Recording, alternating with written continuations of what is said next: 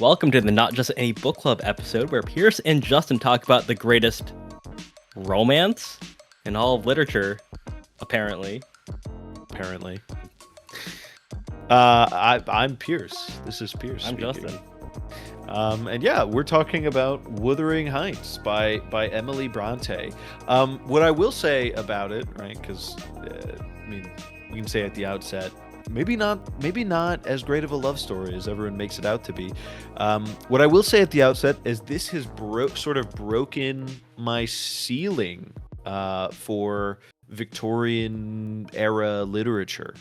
I found it very hard to really like fall in love with a book from this kind of era. Cough, Dickens. Yeah, I've read a little Dickens. I've read some of the other Bronte sisters stuff. Like I read Jane Eyre a long time ago. I've actually been meaning to give that one another try. High school era Pierce. High school era. I've been meaning to give that one another try, but nonetheless, Wuthering Heights is the first one where I completely, while I was reading it, understood the acclaim and was on board, and I love this book. I think it's excellent. Okay. Yeah, no, as soon as I started reading this, I read this a little bit before Pierce, and I started hyping it up to him because I was like, surprisingly, at least at the beginning, I was like, damn, I really understand this. Damn, I really enjoy this. Wait a second. Is this my favorite book that I've read all year? It might be. It may Well, be. And I recommend it to Pierce. yeah, you started it before me, but I ended up Yeah. blitzing through it and finishing it Yeah. before you did. Funnily enough. I read it on my honeymoon, so we were sitting on the beach having drinks and reading basically for Were you large expecting portions of romance? that. I was, and it's not really what you get, which is Yeah. crazy with how it's been adapted recently. We can talk about that later. Yeah, we could. Just real quick, try and give this a quick plot summary. Some of our plot summaries end up being a little meanderings, Long-winded. so we're gonna try and clean it up a little. Basically, before we get into the main story that everyone's here for, the way that this is structured is a little weird because it's kind of the story that everybody loves and knows is kind of the story within the story.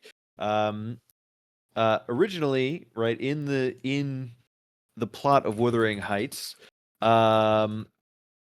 you have somebody coming in. What is his? I literally asked you his name Lockwood. before. Yeah, Lockwood. Not like he matters. Yeah, he doesn't really do that much actually, except for ask about the story. Lockwood comes in to the place and he's renting out a room from Heathcliff, who owns both of these places, and he's asking people there about the story of like what happened and what got them to this point. And he gets a lot out of Nellie, kind of a housekeeper person. And the story that everyone knows and loves, I'll get into that now. We have a wealthy man, Earnshaw, who one day brings home this dark-skinned, mysterious child and names him Heathcliff. He has a son and a daughter, Hindley and Catherine. The son doesn't like Heathcliff, and the daughter immediately has this bond with him.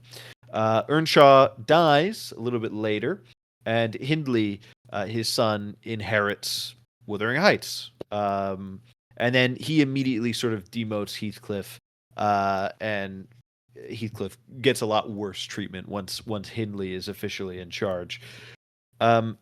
Heathcliff and Catherine still have this bond. They're kind of messing around together, going to different places, and they're sneaking around by their neighbor's house, the Lintons.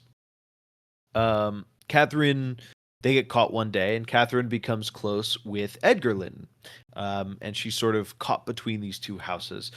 Eventually, she chooses to marry Edgar. She agrees to his marriage proposal, and she has this conversation with Nellie where she basically says that she loves Heathcliff in a lot more and a lot prettier words than that. But she can never be with him because she is, a woman of station, and he is some nobody who her dad found on the street. Um, Heathcliff overhears part of this conversation, sort of misunderstands it, and he leaves. He sort of just goes off on his own. He comes back years later, rich. Nobody really knows how he got his money, but he immediately starts causing problems. He starts loaning, or not loaning, but basically giving money to Hindley, who has a gambling problem and I think also drinking problem. Um, and the collateral is land, is the estate, is pieces of Wuthering Heights. And then he also, at the same time, starts going after Edgar Litton's sister and Isabella, and starts going after her hand in marriage. He's very much seemingly getting revenge on Catherine and Edgar, or trying to at least. Catherine spirals now that Heathcliff is back. She still has feelings for him. She has a breakdown. She gets ill. She gives birth to a daughter and then dies, pretty much in that order. Heathcliff, upon hearing about this, is not really that. He doesn't seem to get sad. He gets angry, and he basically says that he wants her ghost to haunt him forever. His wife, Isabella, escapes him and moves south before giving birth to their son, named Linton Heathcliff. And then we get kind of a time jump to a second generation of these people. Young Kathy, Catherine's daughter, is also given the name Kathy. Young Kathy grows up sheltered by her father. Hindley has sort of drunk himself to death, leaving his son Harriton to Heathcliff basically completely. And Heathcliff now owns Wuthering Heights himself. Heathcliff's last act of revenge is to kind of get Kathy, this younger Kathy, and his new son, Linton, into marriage. And then when everyone dies, almost everyone, including his son and Edgar, he inherits both the Grange, their place, and Wuthering Heights. And now he owns the whole area. He wins, basically. He gets his revenge, but he doesn't really seem to get much out of it. In fact, his wish for Catherine to haunt him seems to come true. He starts seeing her face everywhere, and he stops eating. I believe he doesn't sleep as well, and he dies alone in Catherine's old room. And the novel basically ends there. We get a little bit of an epilogue. It seems like young Catherine and Harriton are falling in love together. And they seem to just be sort of moving on, living their own lives in spite of the damage that Heathcliff caused the two of them. The novel leaves us with some rumors that villagers can see Heathcliff and Catherine walking alone at night. They're ghostly images of them, but it's not really. There's not a lot of confirmation about the supernatural in the book, and that's basically where it ends. It ends pretty. I don't want to say uneventfully, but not as bombastic as some of the earlier events, for sure. Quiet, basically. Yes. Yeah. So, yeah. That is Wuthering Heights. Like, And I that is Wuthering Heights, and to be frank, I the second half of the book, I did not know anything about. Now wow. I haven't looked into Wuthering Heights all that much outside of going to see the recent adaptation, which again we can not talk about that until later. We can wait on that. But in that adaptation, it's basically just the first half. So I didn't know about this whole generational thing until I read the book. And I'm assuming that's a common trend whenever they try to adapt this book because the Everyone's so first half, focused on this love story between yeah, Kathy and Heathcliff. which again, even then, that's kind of a stretch because I know that there's this allure of them being star-crossed lovers and everything, kind of like Romeo and Juliet style, where they can't be together, not because of outside forces, this being social class. But guys, it's quasi incest in a way because they're raised as brother and sister, and a lot of it is it's not seem to be Heathcliff is abused by his family and everything. It's not Mhm. really in my opinion, I don't think it was meant to be viewed as romantic in any way. Um, it's it's a lot of this book crosses a lot of taboos if we're just going to be discussing the general stuff. There's incest that's never really committed, but is committed. There's like cousins marrying cousins, which I'm assuming was kind of common at that time. I felt like it was accepted as fact. But there's also a little bit of necrophilia because Heathcliff was like, "Yo, I want to lay with Catherine's corpse twice, right?" And then also saying that he wants her to be haunted, himself to be haunted, which isn't necrophilia, but still kind of along the lines. Weird. There's a lot of animal abuse as well, physical abuse, emotional abuse. A lot of these taboos that are being crossed, which kind of makes this very eerie in a way. Yeah. Um, It's and ultimately like this family is so toxic that I mhm, don't understand how you read this as a love story. I can understand, if you come into this expecting a love story and there are some words and lines that are um as good as any words or lines I've seen in any romance. mhm, I Catherine's speech is the most famous instance. This got pulled directly into even Emerald Fennell's adaptation, and her adaptation is bad. mhm. He's more myself than I am. Whatever our souls are made of, his and mine are the same.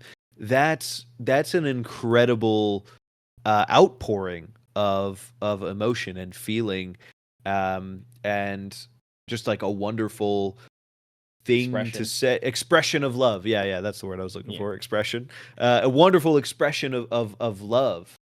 But it's a little much, right? Especially seeing how toxic it all ends Hmm. up being. Yeah. Reading it through a modern lens, I mean, I'm not gonna say like from minute one, I was kind of, I just kind of assumed that this quasi incest, oh boy, I love using that word, uh, wasn't as big of a deal or a taboo as it is now, for good reason. So I'm assuming that's meant to distance us from the romance to find this alluring, in my opinion. Right. I think that it's that's just sort of expected. She's much more worried about in that speech even. She's much more worried about the class implications Mm, of marrying Heathcliff than anything. Because he's that's this true. Yeah. unlanded brown-skinned nobody. Hmm. Um and she's, supposed to be a woman of class and Stature. character. Yeah. Um, so I and I also think that the very end, right? Harriton Hmm. and young Catherine are cousins. Young Kathy. Yeah. And we're really supposed to. I feel like we're supposed to think, oh, they're moving on. Like this is good. They're falling in love, right? Like it's not. I think that in nobility, right? It's just kind of the expectation that um it's a small class, right, of Mm-hmm. people, the nobility. So eventually you'll have some familial lines crossed The somewhere. Habsburgs, basically. Right, right. Yeah. Yeah. Um, so it was, yeah. But still, I was still surprised as to how modern, quote unquote, it kind of feels in terms of it's just like its morality. It doesn't really go like, "Oh, a woman should be obedient to their husband" or anything. This is notable because I know that the Bronte sisters had a very unusual childhood. Mhm. And don't forget the sibling. Don't forget Bromwell. He's there. He exists. All the Bronte sisters were at least kind of like avid feminists, or at least kind of they had to publish under pseudonyms, and I forget Alice Bell, right? Yeah, Alice Bell was the pseudonym that Emily Brontë published under for this book because they assumed that they would not get much as acclaim if they were known to be female authors, which probably was true at the time. They were raised by a progressive father who just made sure that they were educated and made sure that they were able to read whatever. What is notable about Emily Bronte is that this is her first and only novel. I think she published poetry before that, and there's not much known about her, but it is noted, at least in the beginning of the book, that she was never really an avid. She never had partisan politics or anything. So while a lot of the Bronte sisters books that had more pointed politics. This one kind of shoots in all directions. It's not really a feminist book. It's not really a book that's for or against slavery or whatever was going on with the prejudice. It wasn't about prejudice because Heathcliff turns out to be kind of a monster by the end of the book, pathetic monster in a way by the end. Um, so it is kind of interesting to view it from that lens as well. Um, Yeah, so, I don't feel like she's saying anything particular about it outside of hmm the.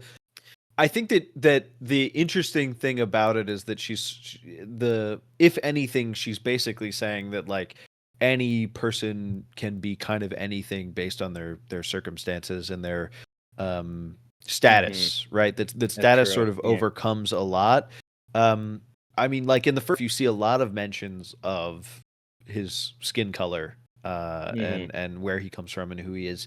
And in the second half, when he has all that money, all of a sudden, I noticed significantly less mentions of his hmm skin tone. And that in itself, I would say, while maybe Emily Bronte herself didn't have a particular axe to grind, I do think that you can find for the time very progressive inclinations just hmm in her writing and the way that she views the world. You know, like even Kathy, for instance, like that romantic line I just mentioned. I think that it is very romantic, but it also sort of dissolves the self in a way. Like Kathy Oh yeah. is Heathcliff. Like it feels like he basically thinks he owns Kathy. hmm In Oh, some entitled ways, basically. right? Yeah. Yeah, he's entitled to her. Especially once he comes back with money, he feels entitled to hmm her. And so, you know, I think that I think that there's definitely some progressive inclinations for the time in her writing, hmm even if it's not, you know, again, she might not have a particular axe to grind with it. hmm Speaking about her writing, something that I also found very curious about this book is that one, I came into this the pretense, almost begrudgingly, the fact that this book was from the Victorian era and it would not be readable because we've been scared by Dickens before. Because guys, I don't know what to tell you. I don't really like Dickens, but what really got through me to this book was the fact that one, it is pretty readable. There are some dense passages where I had to reread a couple times, but two, there is just some very elegant language um, throughout the book, which I found really nice to read. And probably the most interesting technique was that the unreliable narrator. Not only do we get one unreliable narrator, we get two, and Nellie, who's reading through all of this, and she's reading stuff like third and fourth hand. It's almost like kind of like myth making in a way, where you're basically just getting this conglomerate of just like all this information from very subjective viewpoints, Right. and And then we're getting the perspective of someone who wasn't even there. We're getting the yeah, perspective the of aftermath. yeah, the aftermath. We're getting the perspective of Lockwood, who wasn't even there for any of this. He's basing his opinions of these people off of first impressions when he moved in here, basically. Yeah. And there's not really much known about Lockwood. I mean, he is just the audience surrogate, really, just to see what the hell's going on at this point in time. Well, really much after the fact. And you kind of get some inclination that he doesn't, that he may be also an unreliable narrator. One, he just sees Heathcliff as like a capital fellow because he wants his landlord to be a little bit antisocial and reclusive because, like, it's pretty cool that Heathcliff fellow is not doing anything. Um, and let's see. I'm trying to think of, are there any other instances besides that? I think maybe at the end when he's looking at the graves and he sees that the earth was really quiet. Is that something? Yeah, I think that he's got kind of an infatuation with young Kathy that maybe hmm colors some of his interpretations of other people, some of his perspectives on other people. Um, and I remember reading like by the end when Harriton and young Kathy are like sort of falling in love, he sort of gives up on it. But I if I had to guess, not having any particular examples on hand, his infatuation with young Kathy hmm also kind of colors his perspective a bit, makes him a little more unreliable. Yeah. And Nellie, I again, it's kind of hard to tell how she herself is the unreliable narrator. I know that she is basically just like solidly caught in the middle of everything, but she kind of doesn't really do well. It's not that she doesn't do much. She gets confided to by Catherine the First, and just basically is kind of like relaying all the information. But again, I think she's biased against Heathcliff in a Yeah. way, I think but I that mean, for good I, reason. I think that for some people it might be a little bit tough to pick up on Mhm, some of the again more progressive leaning inclinations again for the time of Emily Bronte is mhm. because we're getting this story fed to us through Nellie, who is to me clearly very much of a traditionalist. Um, she thinks Mhm, women should act a certain type of way, that mm, she's on board seemingly with Kathy going with Edgar, because Edgar is kind of he's a traditional, like, the money has been passed down however many generations, whatever. yeah, um and she's doing the right thing.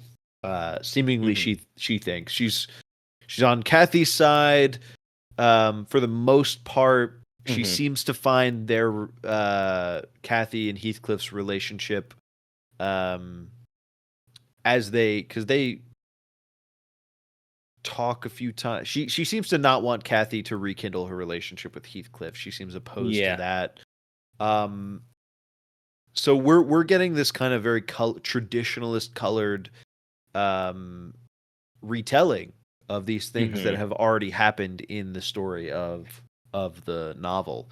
Um, so mhm, um, I don't know. I find that to be kind of interesting. ye And it makes it we're gonna get there eventually. It makes it really hard for me to be like um super pro these interpretations and adaptations of the story that lean so mhm, hard into the romance, because it really feels like that's not the point at all. yeah, At any point in the book. Um like, it's a thing that's happening in the book, this romance, the love, the connection between these people, but it at no point was I like, the point of this book is that these people are in love. mhm. Yeah, even then, we don't know much about Heathcliff himself. I mean, again, where he comes from is ambiguous, which I don't really think it's important that he's more of an other. Um, Two, we don't really know about their impact in the broader universe as well because we only know anything. Like we don't know anything else besides the fact that they are on Wuthering Heights and nearby is Thrushcross Grange, and it's kind of exists in this void of the world. Um, and with Heathcliff, he could be a good person. He was just kind of molded by all the abuse that the family kind of threw at him, and he has his love torn away. So Mhm. we don't really know much about him, and we don't really know much about the family either, as well. Yeah. Um, so that's another aspect. Basically, we just don't know much about the family, even though we're through Nellie Dean's perspective. I do think that it's also a shame to in, an Hmm. adaptation or in an interpretation throw away the second generation and everything that goes on there, Yeah, because that because is this is the point. really right. It's the point. Heathcliff starts being bad and taking his revenge much earlier, but like really the most vile thing he does is force uh Linton and Kathy together, engineers this, and eventually he basically kidnaps Kathy. Um, To but force it him to marry, right? right. But what's at the same time, like, young Kathy seems to genuinely start developing feelings for Linton. Hmm. And I think part of the point here is that the social inclination and expectation on these people is that they will sort of have these relationships and fall in love, um, and that these noble families will come together, and what's expected of nobility. I don't know how to develop that thought further. but that Mhm. we're sort of what I'll finish it off with is that we're sort of getting this zoomed out perspective on essentially, what happened with older Catherine, but we're Mhm. seeing instead of like a social expectation forcing her to act a certain kind of way and make the choices she Mhm. does, we see a much more direct Mhm. Heathcliff forcing it together and getting them to, even Mhm. if they're eventually making those choices of their own accord, Heathcliff is the one kind of engineering it rather than Mhm. society with the older generation. Makes it extra gross because it's forced incest from today's perspective. Yeah, but Yeah. yeah, I think the point of the perspective of the time is more about the way that society and culture sort of forces people to act a certain way, and even if they Mhm. eventually make peace with it or are convinced by it, they wouldn't act that way if they were able to more freely choose without too much social control or implication. Oh, yeah. A little bit beside the point. What do you think? Were you able to really keep track of the names? Because I know with Catherine and Kathy, that was kind of a little bit tricky. I mean, I kind of appreciated that the fact that they differentiated by Catherine, and then the daughter would be Kathy to differentiate them. But man, once we got into like the Lint, there were some repeat names that they just called by the last name. I can't remember which one. But Linton, what am I talking about? Yeah, the Lintons, they would refer to people by the last name, and I just kind of lost track at some time about that sometimes as well for the Right. Earnshaw. Yeah. Did you I have I trouble? don't Did think you? I don't think I had too much of a problem with it. I'm sure there were times when I read this a while ago now, Yeah, so maybe I've yeah. forgotten the The manga specific on it. times, but I don't remember having too much of an issue with it. Damn, it's just me then. I mean, I had a lot of trouble with 100 Years of Solitude, so Well, so there did was that I. too. I mean, 100 Years of Yeah, Solitude is hard. It's difficult yeah. to parse. All right. Well, do you have anything else to add interpretation wise or anything? Um. Hmm.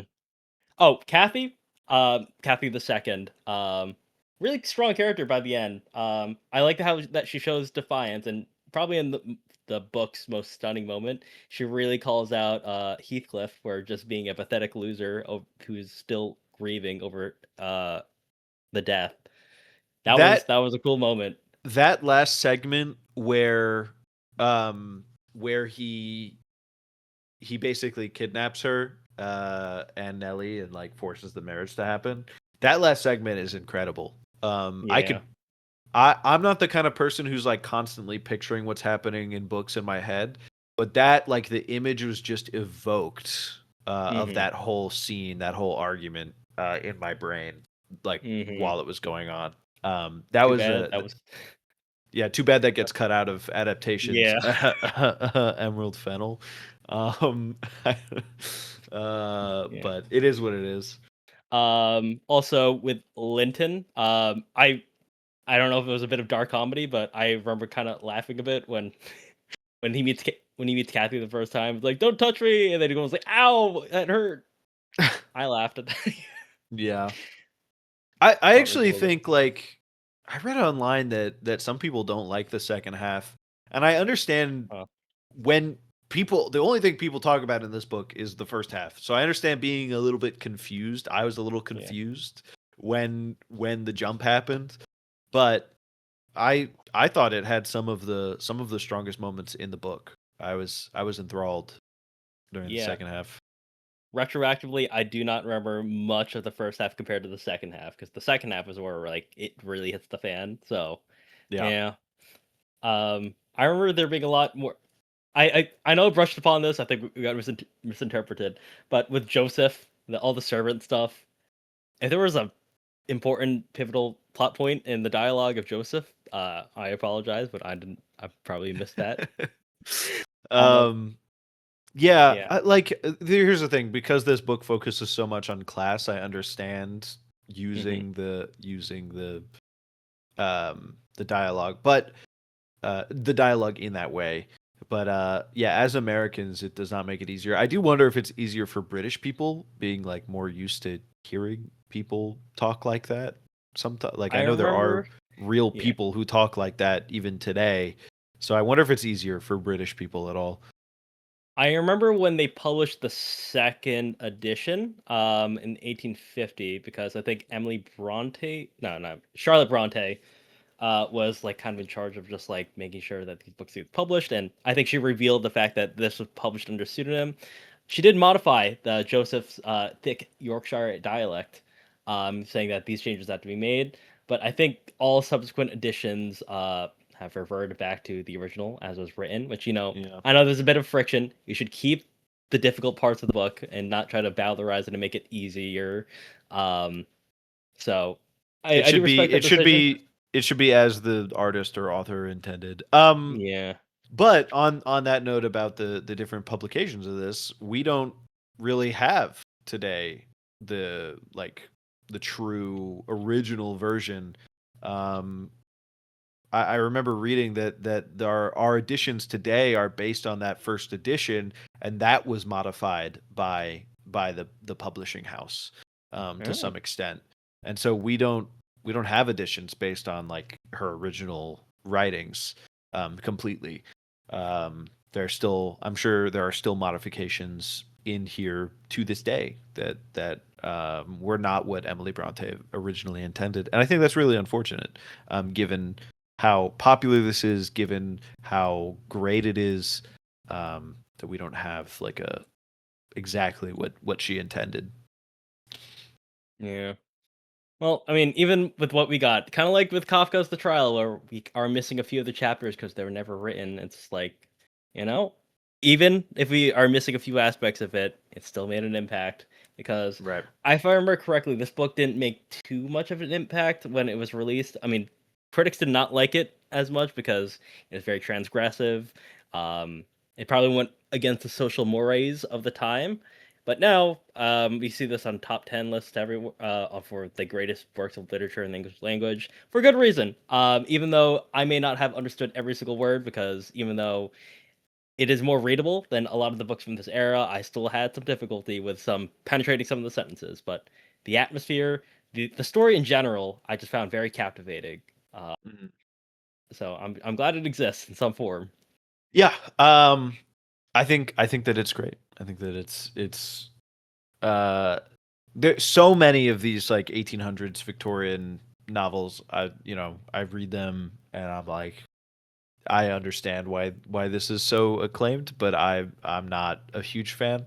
I should say that for Dickens, for instance, like we understand why these are so acclaimed and so many people like them. Mhm. Um, just wasn't our favorite. And I do plan on reading more Dickens. He wrote so much that like Yeah. maybe it was just that one book that I didn't like, and maybe I'll really like something else.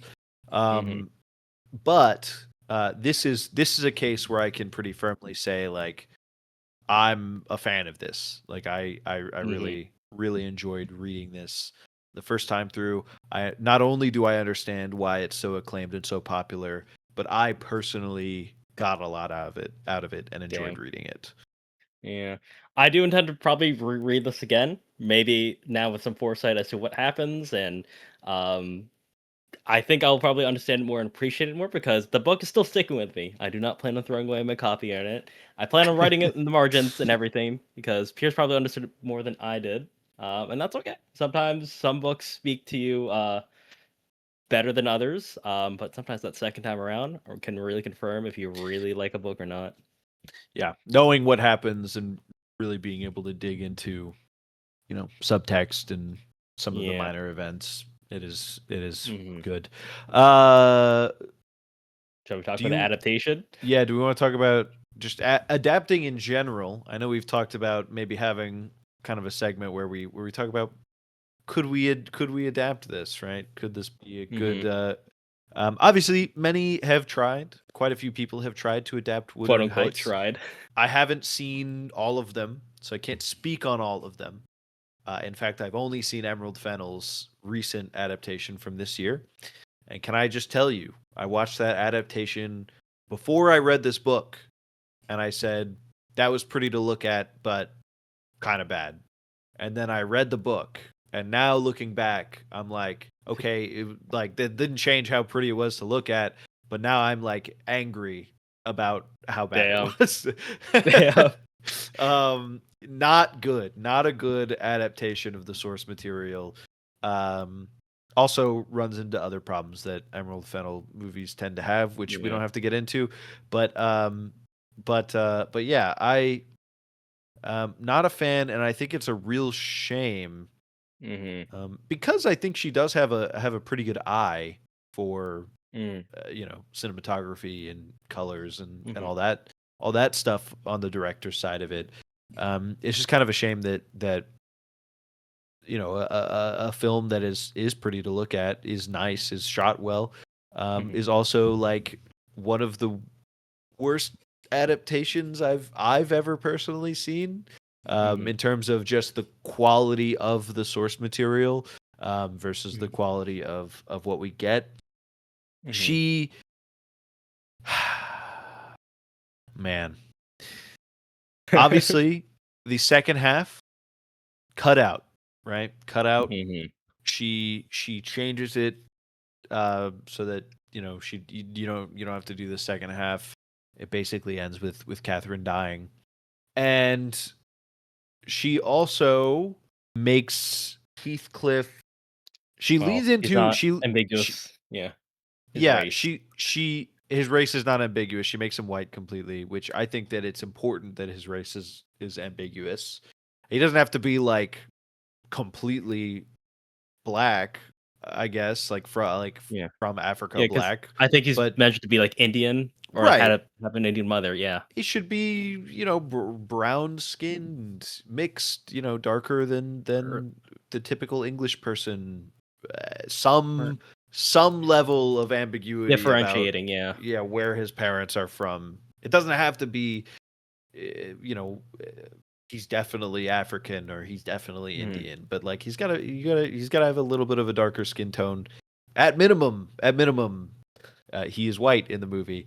But also, I don't know. I think even the way that she goes about Heathcliff's revenge is strange.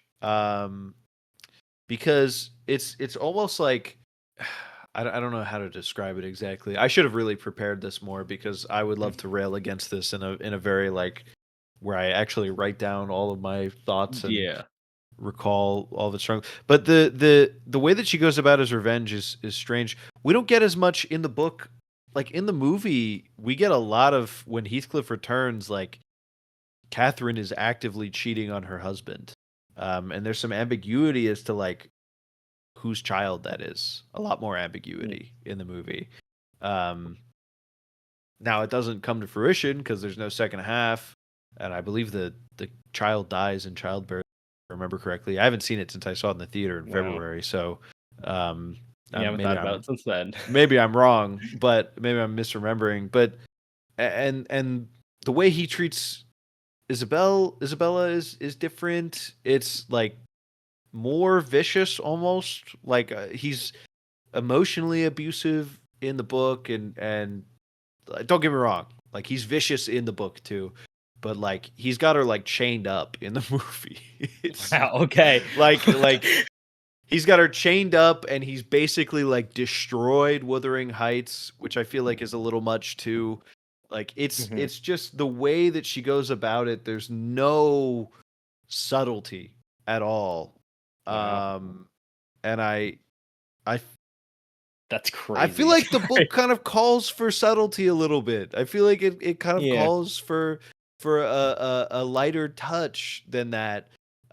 In part because of the subject at hand, but also just the era, the way that we're Mhm. focused on these this aristocracy, these wealthy families in England. Like it calls for a little bit more subtlety than Emerald Fennel gave it. And the romance calls for a lot more subtlety than Emerald Fennel gave it, Mhm. but I don't know if she's capable of that in romance because we don't have to say we don't have to say any words about it, but she's in romance between men and women, she is not subtle at all, to say the No. least, about Emerald Fennell. If you've seen any of her movies, then you Saltburn. know that. Oh, Yeah, Saltburn and so on. yeah. Wow. All right. And Honestly, that's not I to would. that's not to say. I also want to say that's not to say in movies I'm against that kind of thing being shown on screen. I'm not. I'm absolutely not. I think that there is place for it, but I think the place for it is not this story. This story is not. I don't think that Yeah. it serves the this story well. Narrative. The Yeah, narrative. Yeah. Wow. Yeah. If anything, if you were to adapt this, I think the perfect medium is probably in a TV show because there is a clear two parts that's in the that's what I yeah. was gonna say. Yeah, TV Yeah. show. I don't know if you could do two films. It feels strange Yeah. to say that. Well, yeah. Um, It y- was published in 2 volumes, but yeah, I get you it. yeah you could, but I just mean maybe it's the landscape. I Mhm. also feel like I also feel like part of the reason why you probably couldn't do it in two films is because people are so much more interested in the first half, Yeah. which doesn't make any sense to me. But It doesn't, no. so like you pitch that to a movie studio, they're going to be like, yeah, no one's going to go see that second half. We're not funding that. Um, That is true. That is uh, true. so you either I think the options are like multi-hour epic movie, like Mhm. multiple hours, or Mhm. TV show. I Yeah, think those are the only miniseries, options yeah. for adapting. But I also do think that this I think that this story is it's hard to adapt the unreliable narrator to a visual Mhm. medium, right? Obviously. Very But true, yeah. even without that, I think that so much in this is so evocative. The dialogue, the visuals, the moments between characters that, like I said, in that last sequence, I'm not the kind of person who every time I read anything is am imagining it in my head. I know those people exist. That's not me. That's me. But but when like I do that, I'm just not doing it all the time. And it's something that I sort of consciously think about. Like I'm like, let me imagine what I've read in my head now that I have like the context. But that last sequence, uh, where Heathcliff basically kidnaps young Kathy, again, is so evocative that it just sort of like I saw it, like I was there. So I think that for anything else, I hope we get an adaptation that's the full novel, That just so we get that does it justice, scene. yeah. To be honest, that climax to this story. Mhm. Honestly, I could see this being a pretty good play in some way. Like, Yeah, maybe not a musical, because I don't think this would make a good musical, the subject matter, but a play, someone's gonna do it, like, off-Broadway, an indie play, because there's that clear intermission, that's that clear divide. So, I think, yeah, and it's also pretty dialogue driven. Someone make it happen. like a long play with an Yeah, intermission of some yeah, kind. I could see it Yeah, happen, you know? I think that makes Um, sense. yeah. Maybe it is. Another Maybe it has happened. Maybe it just didn't blow up for whatever reason. We've never heard of it. Oh, oh yeah, I don't see that anywhere on the Wikipedia page. Oh, you don't? But Okay, never mind. yeah, someone write that. Someone write that. One notable adaptation or work inspired by it is the song "Wuthering Heights" by Kate Bush, which I just listened to again this morning, and I think it does flip the romance angle up a little bit too much. Where I, one way of interpreting it is the fact that this is a romance, but it is it is interesting how it plays with music theory because it jumps back and forth in time, where the real world. I'm quoting directly from Wikipedia here. The real world is associated with the past tense and a tonic of A major, while Kathy's afterlife is associated with the present tense and tonic of a D flat major. Which that's really cool that they're doing it. It's like kind of like a rhapsody in a way where it's going through all these different tones. It's very interesting to listen to. Um, So I would recommend that if you are interested in music theory and Wuthering Heights. It All doesn't right. sound yeah, it's her debut single. Can So I say real quick that it took me 2 seconds and there's a musical adaptation and seemingly what? a dramatic play adaptation. There's one of All each right. that I've I did found not in hit 2 seconds. me not hitting list of Wuthering Heights references. Wow. Wow. Yeah, yeah. But Yeah. nonetheless, I think you're right that it would work really well as a play. Oh, yeah. Okay. Hopefully, this does it justice. I don't know. I haven't read the script, so I have no idea. Yeah. But Okay. Um, any final thoughts regarding Wuthering Heights? this is one of I was gonna say the few times, but I feel like we say this, we say this occasionally. This is one of those times where I can very happily say on here that this book is everything that I think it is said to be. It Mm-hmm. lives up to the hype. That this is a classic. That this is one of the best novels written in English, best novels ever. One of everything that you could say about this. I do think that it fits that. I wouldn't necessarily.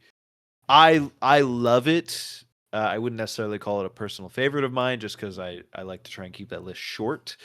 But Mm-hmm. I definitely wouldn't fault anybody for saying that, um, Mm-hmm. because I think it is that good, that well written, that well put together. Um, that yes, it deserves its place in history. I hope to be like Pierce one day. I will definitely reread this book. So, I definitely really liked it, especially at the end. Like if you only had the first half, I wouldn't know if I would have said it was the greatest book of all time. I'm like, all right, you guys are tight with it. But the second half really ties everything together, and that's when I started really enjoying it, and that's when I actually started agreeing with a bit of the acclaim, even though some of the comprehension was a little bit beyond me. I think it was very, very readable and very good. Maybe even a personal favorite of mine once I take another chance to reread it. So Yeah, I think it could be a personal favorite of mine. I don't think it's there for I'll me, but definitely reread I it. did Yeah. I did again. I like it a lot. Maybe even love it, but Ooh. and I do think it's excellent. So I wouldn't fault anybody for saying that. But with that, those closing thoughts out of the way, um, please give us a like, rating, follow, subscribe, whatever it is on whatever platform. We appreciate it. Or Tell comment. your Comments are friends. great Yeah. too. Tell your friends. Tell Share this yeah. podcast. Yeah. We will be talking next about the Odyssey. Mhm. Seeing as Christopher Nolan's The Odyssey is coming up. I'm not sure exactly when we're going to record that. We were going to try and get it up before the Odyssey comes out, but It's still a little bit possible, it's maybe, still but possible. It's up in the air. I mean, you'll know if you listen to that episode, because if it's out, one of or both of us might have seen it already, and we can yeah. compare it directly. So, Yeah. we'll see. But regardless, regardless of if we can talk about the Mhm. adaptation, we are definitely going to be talking Yeah. about the epic Yeah, and the itself. Fagel translation. Yeah, the Fagel translation preferably because that's what you both are reading that time. Yeah. But with that, anything to add, Justin? Goodbye, Prometheus.